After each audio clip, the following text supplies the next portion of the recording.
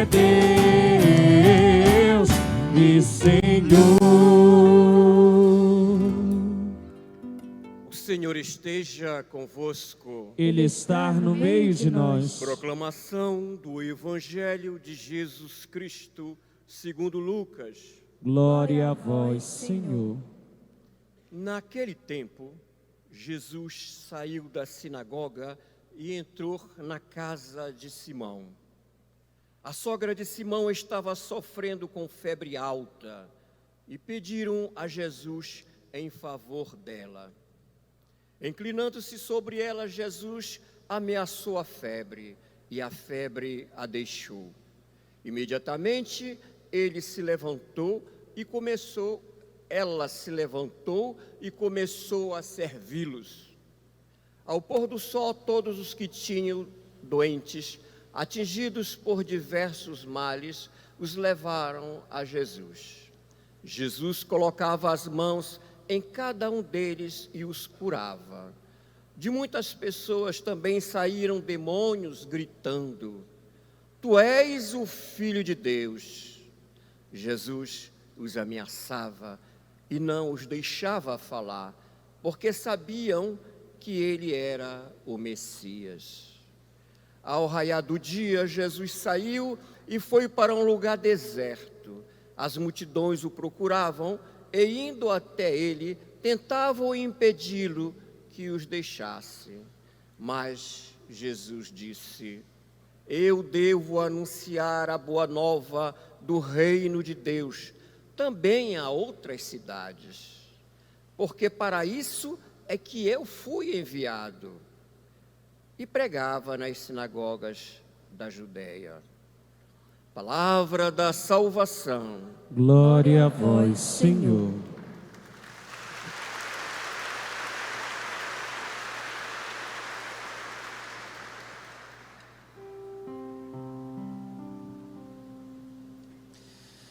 Caríssimos irmãos aqui reunidos, vocês que nos acompanham por nossos meios de comunicação, hoje o diácono tomou a leitura do dia do Evangelho da Missa, que é um pedacinho do extrato do texto de São Lucas. São Lucas é o evangelista que vai nos acompanhar e já nos acompanha neste ano litúrgico, nos domingos, na grande maioria dos domingos. A passagem de hoje, ela é uma continuação da passagem bíblica, a liturgia do dia de ontem. E ontem a liturgia dizia que Cristo estava, em um dia específico, interagindo ali naquela região. E qual que era o dia? Era o sábado. Cristo no sábado entrou na sinagoga e lá interagiu com aquele povo. Ao sair da sinagoga, ele vai à casa daquela família e lá encontra a sogra de Pedro. Qual que é a importância de sublinhar o dia específico na Sagrada Escritura? O sábado, ele é carregado de significado para a cultura judaica. O sábado foi o dia que Deus consagrou para o descanso. A teologia do Gênesis diz: e no sétimo dia Deus descansou. Deus consagrou o tempo para o descanso, para celebrar o quê? Celebrar a vida. Então sábado, para o judeu é o dia de celebrar a vida. Se eu vou mais na frente, lá no Êxodo, eu posso perceber que o sábado foi o dia em que os judeus saíram, do Egito. E aí se acrescenta mais um sentido no sábado. Além de celebrar a vida, o sábado é o dia de celebrar a libertação.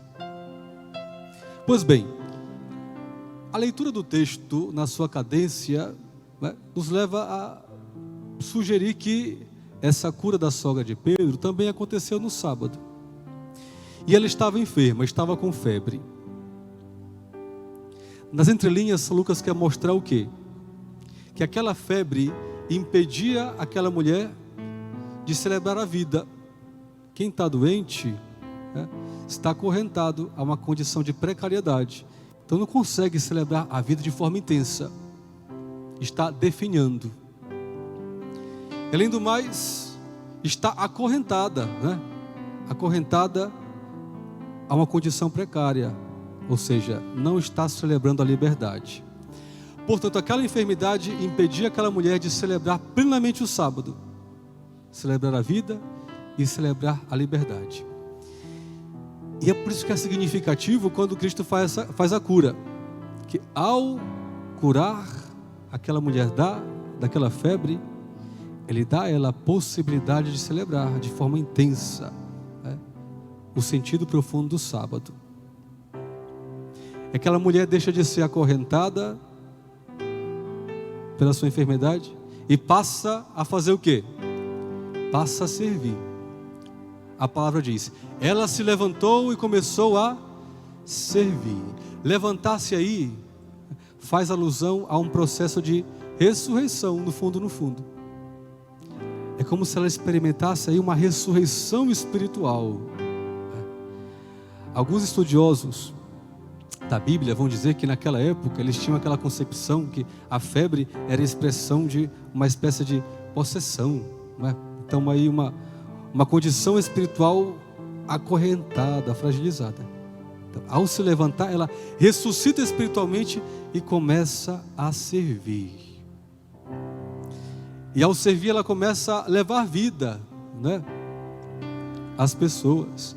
E levando vida, dá às pessoas também a possibilidade de, na liberdade, acolher aquilo que ela entrega. Um segundo ponto muito interessante na passagem de hoje é a intervenção do maligno. O maligno diz que Jesus é o Nazareno. Do ponto de vista da identidade do Cristo, o demônio não errou. Falou certo que Cristo, né, é Jesus, é o Nazareno. Falou certo, falou bem. Aí vem a pergunta, por que então Cristo pede para ele se calar? Por que Jesus pede para o diabo calar a boca? É porque o demônio, ele usa uma verdade para confundir as pessoas. Acontecia antes e acontece hoje. Ele toma a verdade para confundir as pessoas. Naquela época, aquele povo esperava o Messias. É certo, esperava o Messias. No entanto, era uma concepção de Messias ainda não amadurecida. Se confundia com uma espécie de Messias político, que vinha pela força, pelas armas, expulsar o inimigo, os imperadores, para que do ponto de vista político, Israel pudesse estar livre. Então Cristo, ao não permitir que ele se manifestasse, queria dizer que eles não estavam maduros ainda, né, para entender a fundo quem era esse Jesus. Ou seja, para entender a fundo como funciona, ou qual a identidade da missão de Cristo, é preciso ler à luz da experiência da cruz e da ressurreição. É só depois da experiência da cruz e da ressurreição que os discípulos vão entender a fundo a autêntica identidade de Cristo. Que o reino de Deus não é meramente desse mundo. Sim, ele se constrói aqui, mas a sua plenitude se dá na vida eterna.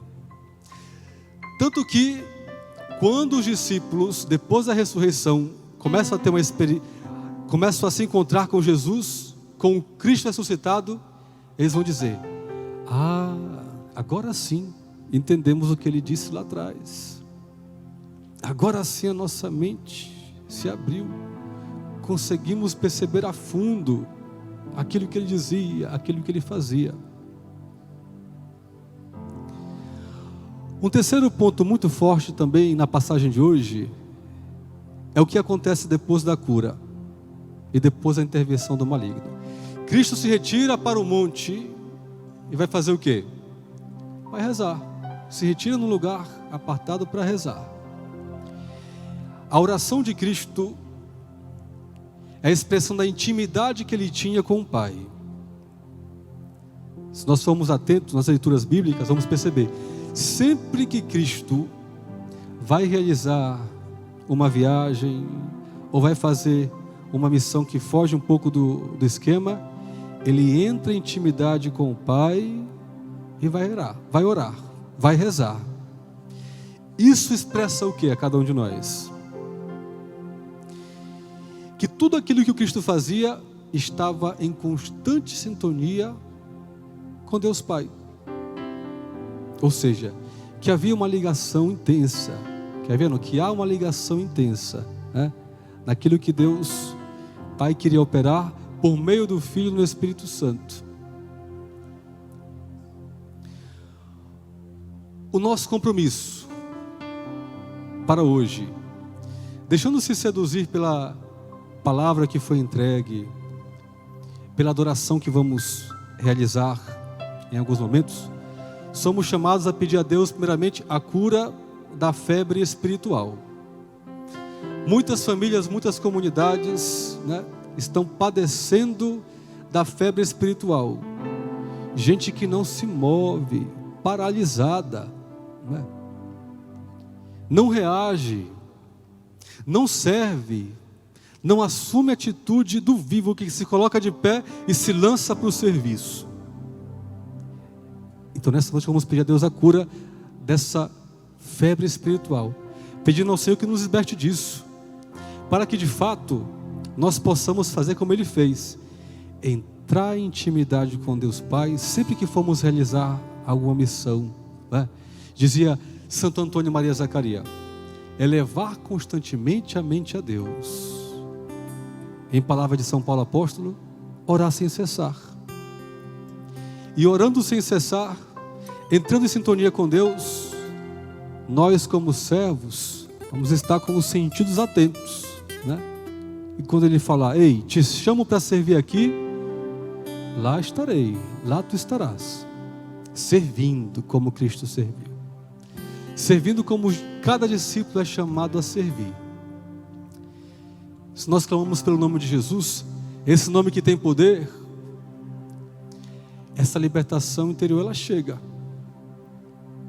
Ela chega, nós vamos nos tornando, né, pessoas que transmitem vida e transmitem liberdade naquilo que fazemos e naquilo que falamos. E aí sim, todos os dias da semana para nós terão sabor de sábado, terão sabor de celebração, de vida plena em Deus e de liberdade em Deus. Amém?